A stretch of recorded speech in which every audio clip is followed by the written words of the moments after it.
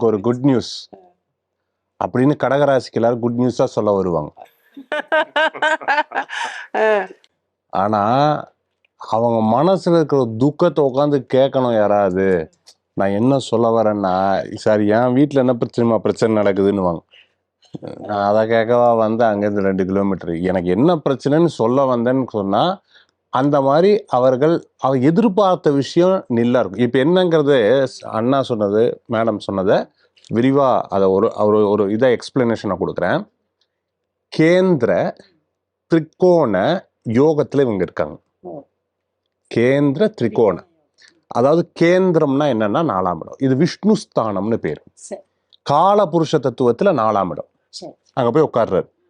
அப்ப செயல்ல சூப்பரா இருப்பாங்க. அவங்க செயல் அப்படி பண்ணணும் அப்படின்னு நினைப்பாங்க. இதுல திரிகோண யோகம்னு வாங்க. இவங்க பாக்குறது பூரா திரிகோண ஸ்தானத்தை பார்ப்பாங்க. 5, 7, 9ஆம் இடத்தை குரு பார்க்க போறாரு. சரி, இப்ப நல்லா கவனிச்சுக்கோங்க. கேந்திர திரிகோணம் இதெல்லாம் ரொம்ப சூப்பர். யாருக்கு அமையும்?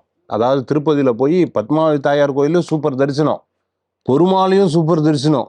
டேடாடா வரும்போது மகிழ்ச்சியா லட்டு 2 எக்ஸ்ட்ரா கிடைச்சிருக்கு. எப்படி சந்தோஷமா இருப்பீங்க? அந்த மாதிரி சந்தோஷமா இருப்பீங்க. ஆனா ஒண்ணு இருக்கு, இவங்க அதிபதினு சொல்லுவாங்க பாத்தீங்களா, இவங்க உங்களை ஓட விடும். ஏன்னா கேந்திர திரிகோணம்ங்கிறது யோகம், அதுக்கு அப்படியே ஆப்பனண்டா மறைவு ஸ்தானாதிபதியும் வருதான். நான் சொல்றது உங்களுக்கு மறைமுக சத்ருஸ்தானாதிபதி இவர்தான். யாரு? அதிபதி. அப்போ இது எல்லாம் நல்லா இருந்தாலும் கூடவே ஒரு சத்ரு உட்காந்துருப்பான். கண்டுபிடிக்கிறது ரொம்ப கடினம். சத்ருன்னு தெரிஞ்சாலும் வேற வழி இல்லாம நீங்க வச்சிருக்கணும். அது கணவன் மனைவியா இருக்கலாம், மனைவி கணவரா இருக்கலாம், எல்லாமே சேர்ந்து இருக்கலாம். அது ஃபேமிலிக்குள்ளேயே இருக்கலாம், வேலையில இருக்கலாம், வெளியில இருக்கலாம். வேற வழி இல்லை. பொறுத்து